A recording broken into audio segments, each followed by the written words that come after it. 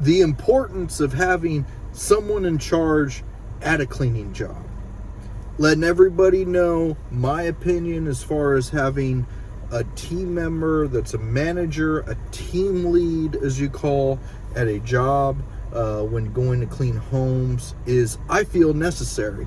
Necessary in the situation that, I've had it to where I've had maybe everybody kind of make sure everything works well together. That typically does not work. That's not the best strategy, because you need to have somebody specifically that has a set standard. Somebody that that you can trust with that standard. I will be honest, in the service, it is difficult at times to grow a service because of standards being met and quality assurance, key performance indicators, KPI is what it's called. In my line of work, my KPI, I like to make sure people get to the job on time, look professional, are respectable, follow directions from your team lead, from your manager, and follow through with those items to be completed. So that is one thing that I will say, that having that team lead that knows exactly how you want the service to be done, somebody that approves the deal, somebody that does the walkthrough at the end, somebody that tells others if we need to do a quick touch up, this is what we need, making sure that everybody follows somebody specifically. Typically at a job, a lot of times that'll be me.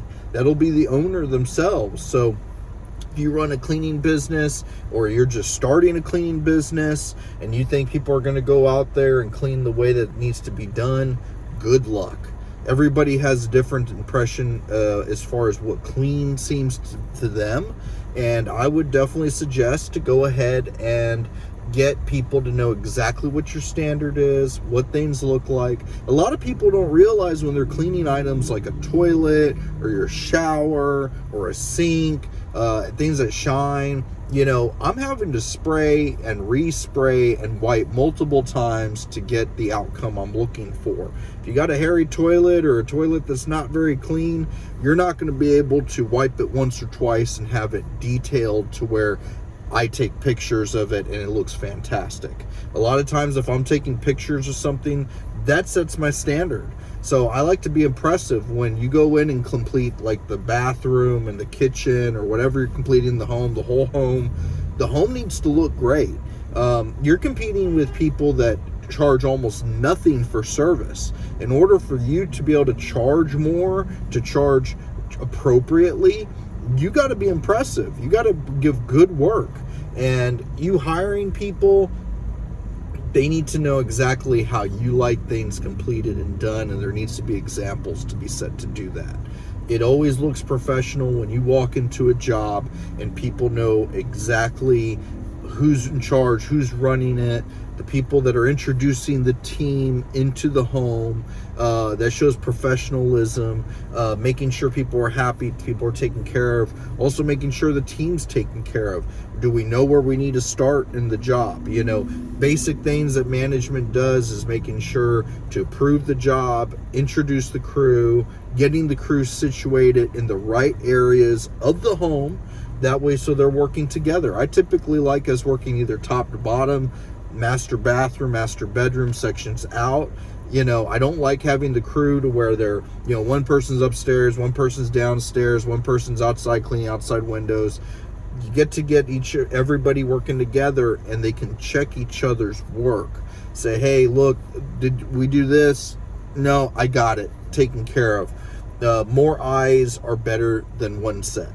If I got if I got 3 people doing the bathroom together, then you're going to go ahead and when it looks good, you can have everybody check, and then you're going through and making sure everything looks great. And you can tell them, hey, we need to touch up here, there. A lot of times I'll have a rag with some shine, which would be like my orange glow, and I'm just wiping, polishing. It should look so good after done. I just polish it, I take a picture, it looks great. So that's my feedback as far as having somebody in charge. I call them a team lead, or you could say a manager, somebody the crew knows, whether it's just 2 people out there or you got a team of 5 or 7 people. Just to let you know, a lot of times, pretty much any job I go to, I like having anywhere from about 2 to 5 people. 2, so they can check each other's work and you're not forgetting anything with just one person. 5 people, you got a full job to do that day. You might have a couple jobs. Usually you can get enough supplies ready to go for 5 people.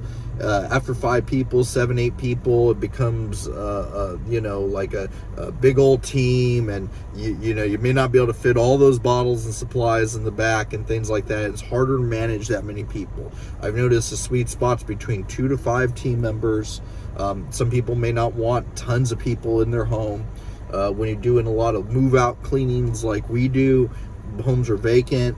You got a over 3,000 square foot home, over 2,500 square foot home, and you're doing all items in that home: vents, doors, baseboards, switches and inlets, wall cleaning, blinds and windows, all appliances, all cabinetry inside and out, all surfaces, baseboards and floors, doors, garage, all that.